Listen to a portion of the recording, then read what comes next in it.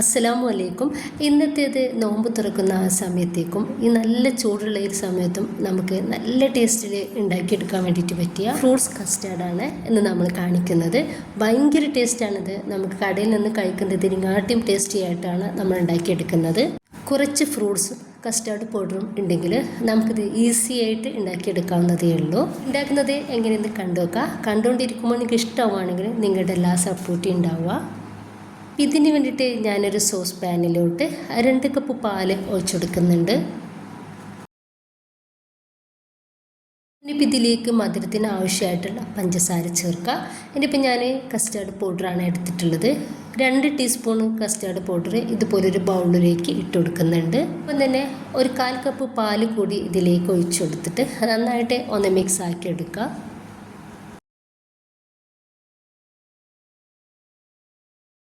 ഇതുപോലെ നന്നായിട്ട് നമുക്കൊന്ന് മിക്സ് ആക്കി എടുക്കണം.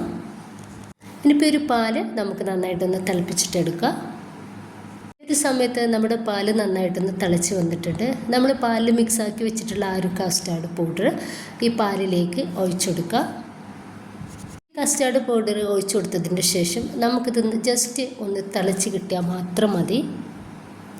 ഇപ്പോൾ ഇത് നന്നായിട്ട് ഒന്ന് തിളച്ച് കിട്ടിയിട്ടുണ്ട്. ഈ ഒരു സമയം നമുക്ക് ഗ്യാസ് ഓഫ് ചെയ്തിട്ട് നമുക്ക് ഇതൊന്ന് കൂളാൻ വേണ്ടിയിട്ട് മാറ്റി വെക്കാം. നന്നായിട്ടൊന്ന് ചൂടാറി കിട്ടിയതിന് ശേഷമാണ് നമ്മളിതിലോട്ട് ഫ്രൂട്ട്സുകൾ ചേർക്കുന്നത്.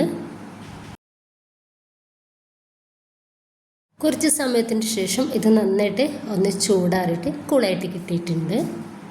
ഞാൻ 1 ടേബിൾ സ്പൂൺ കസ്കസ് വെള്ളത്തിലൊന്ന് കുതിർത്ത് വെച്ചിട്ടുള്ളതാണ്.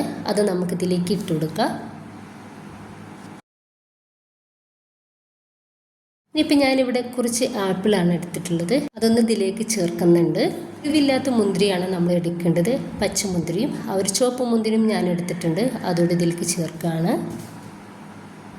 ഒരു നേന്ത്രപ്പഴത്തിൻ്റെ പകുതി ചെറുതാക്കിയിട്ട് കട്ടാക്കിയത് കൂടി ഇതിലേക്ക് ചേർക്കുന്നുണ്ട്. ഇനിയിപ്പോൾ ഒരു അനാർ എടുത്തിട്ടുണ്ട്. അതുകൂടി ഇതിലേക്ക് ചേർക്കുന്നുണ്ട്. എല്ലാം കൂടി നന്നായിട്ട് നമുക്കൊന്ന് മിക്സ് ആക്കി കൊടുക്കാം.